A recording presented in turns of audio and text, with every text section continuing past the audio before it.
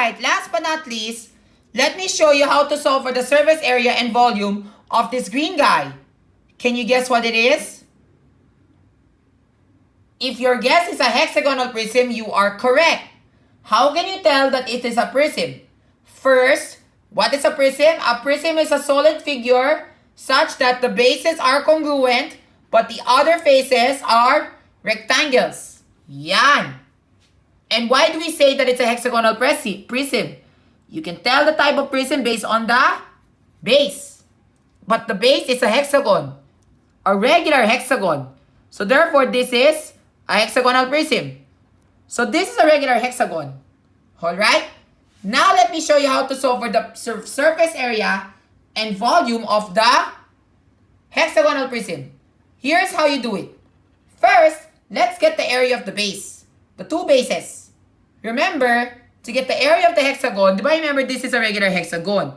If you were to look at it closely such that we don't include the third dimension, you notice that this hexagon would look like this. Diba? Tsaka diba remember our criterion how to solve for the area of one hexagon, the regular hexagon? There are two ways. You can either play Pythagorean theorem. Diba remember you can play the 30, 60, 90 degree triangle? Diba remember ito yung hypotenuse, diba? Kung ginawa mo yan, this should be your right triangle. Diba remember this is 120 degrees. So this is 90. So therefore this should be 120 degrees. So this is 90. So this is 30 and then this is 60. So we formed a 30, 60, 90 degree triangle. Tama. Now based on that 30, 60, 90 degree triangle that we formed, you know naman the given corresponding relationships. If you haven't learned this yet, please check it out in my other video on how to solve for the area of regular hexagon so that you will completely understand. Or pwede pa rin, there's a video there eh. Yung ratio of a given triangle. 30, 60, 90 degree triangle. Hanapin mo yan sa YouTube. It will explain there. Unless I could explain beforehand before that, okay? Now back to the topic. So we know that this is 5 inches kasi po this is the hypotenuse. So 5 inches, 5 inches, 5 inches. Tapos we know that this is the relationship. Ito yung 2x. 2x to, di ba? Tapos this one is just x, plain old x. Tapos kung nag-Pythagorean theorem pa dito, we should get x times the square root of 3. So therefore 2x, di ba remember, we should get 5 inches. So 5 divided by 2, so we should get 2.5. 2.5 is the value of x. So 5 divided by 2 is 2.5. So this is 2.5 inches. Tapos this one is 2.5 times 3. So therefore that's the measure of the long leg. 2.5 times 3. Tapos yung nga, if you were to part this into shapes, it's just like as if you were getting the area of one trapezoid. Diba? Remember the formula for the area of the trapezoid? It's always the long base plus the short base, the summation of the two bases times the height. So we have the base. The first one is 5 inches. And then what's the measure of the long base? Yup. Diba remember 5 inches to, diba? But what about these? Since we know that they are congruent, this should be 2.5 and the other one should be 2.5. So 2.5 times 2 is 5. And then 5 plus 5, edi 10. So 5 plus 10 is 15. Then 15 times the height, which is the 2.5 times the square root of 3. Lucky thing I've already done the solution in Microsoft Excel just for you. Please wait a moment while I search for the answer. Ayan. So dito yun, di ba? Ito yung Pythagorean theorem. Oh, by the way, we should get 8 faces. How do you know that we should get 8 faces? Kasi po, the base is a hexagon.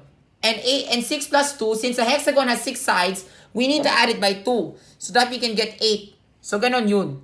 Now for the Pythagorean theorem. Diba remember 2.5 is the area, is the short leg. Tama? And then we play Pythagorean theorem, nag-square tayo dito. Tapos, minus, because this is what we're looking for. Tama? Then we take the square root of that number, then we should get 4.3301279.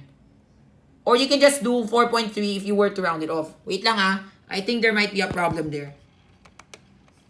Wait lang ha. Okay, back. Now, ito yun. Now, here's the catch. You can also do this. 2.5 times the square root of 3. Ang 2.5 times the square root of 3, yun po, that's what I was trying to tell you. That's the measure of the short leg. So, yun yung height ng trapezoid. Okay? And that should become 4.3. You will still get the same answer. Now, ganito yung mangyayari. So, ito yung area ng, area ng trapezoid. Nasaan na yun? Ayan, ganito yun. This is the area of the base. So, we have a trapezoid, and then we have 15. So, di ba remember, this is the base. The base is equivalent to the sum of 5, 2.5, and then 2.5 and 5. So, it's 5 plus 10. Di ba? And then this one, it's being multiplied with the height. Di ba remember, ito yung height, di ba? And then from there, we should get this. Tama? So, we should get the area of 64.95 something.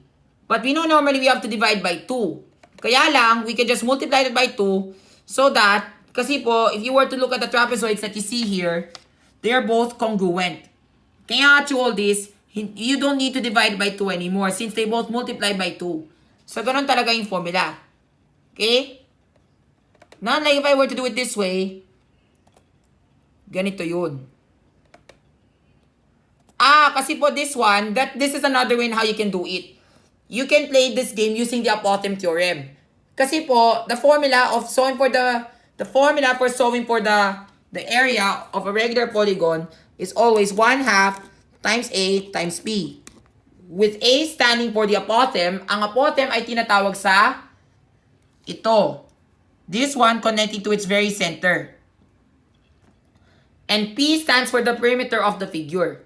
So therefore, 1/2 times 4.33, which is the apothem, then times the perimeter of, do I remember the perimeter of the regular hexagon is, di ba, 5 inches times 6, di ba? So 30. So 30. 30 and 1/2, they cancel. So this becomes 40 times 15 times 4.33.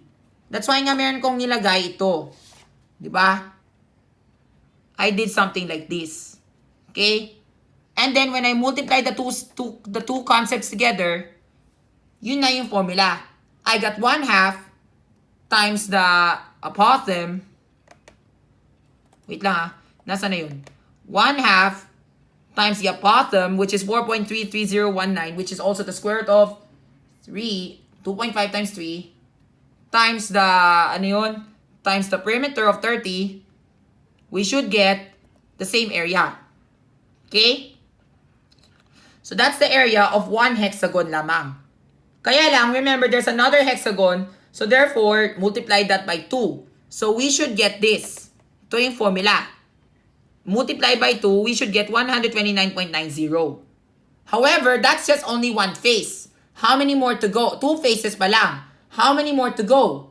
6 more faces. Kaya lang, for the sake of the 6 more faces, you're in luck. Kasi po, tingnan mo to. Ang gagawin mo lamang ay 5 times 10 times 6. At bakit ganon? Kasi po, let's get the area of one rectangle and find out. So, we have 6 or more rectangles. So, we know that the base is 5, then times 10, we should get 50. Then again, we get 50 again. 5 times 10, 50 again. Then 50 and so on. Hanggang we've already done 6 rectangles. Now, once we sum everything up until the last drop, until we get the total surface area of 429.9038106 square inches. Okay? Now, if we were to do it the other way, pwede pa rin. We sum up everything, so we still get the same area din. Yun lang. Yun ang surface area ng figure. Now, let's get the volume. To get the volume, it's very easy. Since it's a prism, you're in luck. Just get the area of the base itself and then multiply it with the third dimension, which is the height. And the height measures 10 inches. So therefore, ang area ng figure ay, di ba remember ano yung area ng trapezoid? Ang area ng figure, it's 64.95. So multiply it by 10, move 1 decimal point, you should get 649.519 cubic inches. Yan. Madali lang yun, di ba? However, it's still not yet over because let's say Kung ang teacher mo magsasabi dyan, convert that to liquefied units. How would you do that? Kung gagawin mo yan, you cannot convert cubic units to ml right away unless the teacher taught you a mental trick on how to teach you, on how to do it. So, ang gagawin mo ay ganito yun. Ganito. Sa liquefied units, ganito yun. You know naman 1 inch is worth 2.54. But if you want cubic inches, you have to cube it. So this will be 2.54 cubed so that we can get the so that we can get something like this. Yun po yung formula. Okay? And then we have this as our volume in cubic inches. So ang gagawin namin, we multiply this by... Tama ba? Yan. Ang ginawa ko dito, we multiply these two. And then we should get 10,643.71029 cubic centimeters.